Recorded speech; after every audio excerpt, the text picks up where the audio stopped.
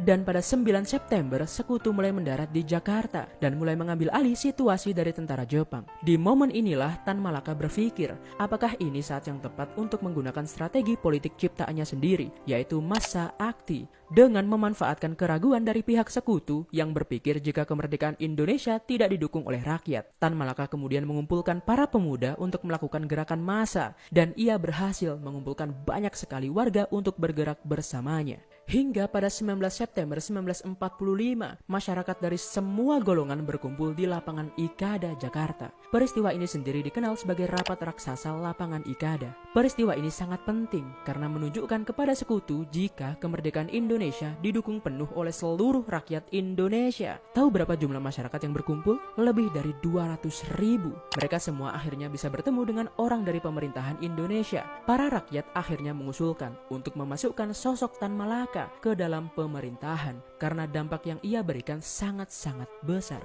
Dan pada 23 September, Ahmad Subarjo mengundang Soekarno, Muhammad Hatta, dan tokoh lainnya untuk bertemu dengan Tan Malaka.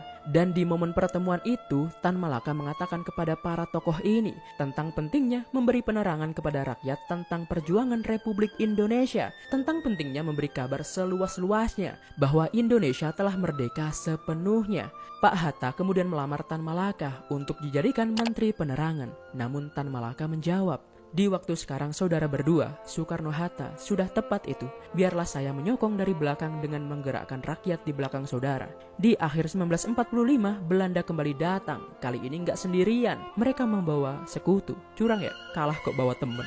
Ketakutan akan terjajah kembali menyelimuti rakyat Indonesia. Namun Sultan Syahrir, Soekarno, dan Muhammad Hatta memilih jalan diplomasi. Tan Malaka yang mendengar kabar ini justru merasa jengkel karena kabinet Syahrir tidak mau lantang bilang ke Belanda kalau mereka sudah merdeka. Jadi untuk apa semua perundingan itu? Dan yang lebih bikin ia jengkel adalah adanya kabar kalau mereka masih mau bernegosiasi tentang batas mana saja yang diakui merdeka oleh Belanda. Ia takut Indonesia akan tertipu lagi seperti di perjanjian Linggarjati bahwa Belanda hanya mengakui wilayah Indonesia hanya di Sumatera, Jawa, dan Madura. Dan dari dasar kekecewaan ini, pada 4 Januari 1946, Tan Malaka membentuk kelompok Persatuan Perjuangan. Ia kemudian mengadakan kongres pertama di Gedung Serbaguna Purwokerto yang dihadiri oleh 132 organisasi sipil. Pembicara utama di kongres itu adalah Tan Malaka dan Jenderal Besar Sudirman yang ternyata juga menyayangkan keputusan untuk berdiplomasi dengan Belanda.